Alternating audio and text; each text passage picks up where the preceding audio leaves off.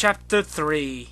Now the serpent was more subtle than any beast of the field which the Lord God had made.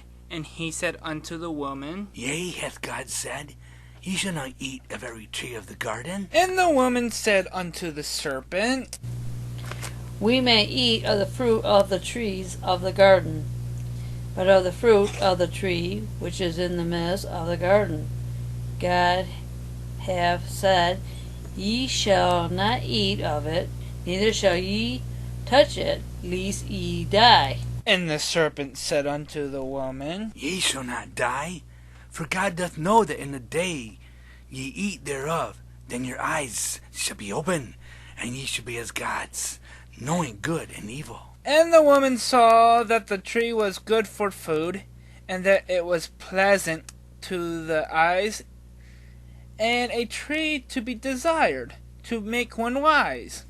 She took of the fruit thereof, and did eat, and gave also unto her husband with her, and he did eat. And the eyes of them both were open, and they knew that they were naked. And they sewed fig leaves together, and made themselves aprons. And they heard the voice of the Lord God walking in the garden in the cool of the day. And Adam and his wife hid themselves from the presence of the Lord God among the trees of the garden. And the Lord God called unto Adam, and said unto him, Where art thou? And he said, I heard thy voice in the garden, and I was afraid, because I was naked, and I hid myself. And he said, Who told thee that thou wast naked?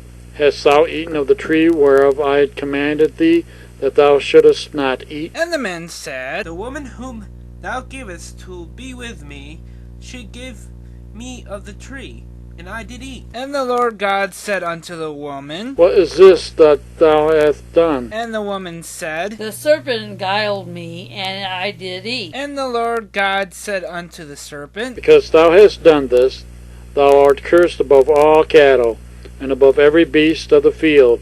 Upon thy belly thou shalt go, and dust shalt thou eat all the days of thy life. And I will put enmity between thee and the woman, and between thy seed and her seed. It shall bruise thy head, and thou shalt bruise his heel. Unto the woman he said, I will greatly multiply thy sorrow and thy conception.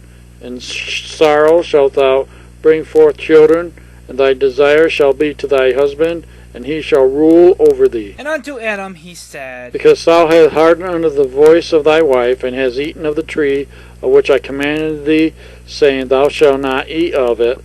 Cursed is the ground for thy sake, and sorrow thou shalt eat of it all the days of thy life. Thorns also and thistles shall it bring forth to thee, and thou shalt eat of the herb of the field. In the sweat of thy face shalt thou eat bread, till thou return unto the ground, for out of it wast thou taken, for dust thou art, and unto dust thou shalt return. And Adam called his wife's name Eve, because she was the mother of all living. Unto Adam also and to his wife did the Lord God make coats of skins, and clothe them. And the Lord God said, Behold, the man is become as one of us, to know good and evil.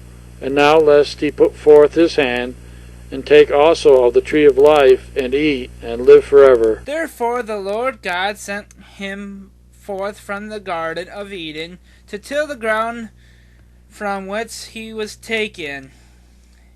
So he drove out the man, and he placed at the east of the garden of Eden cherubims, and a flaming sword which turned every way to keep the way of the tree of life.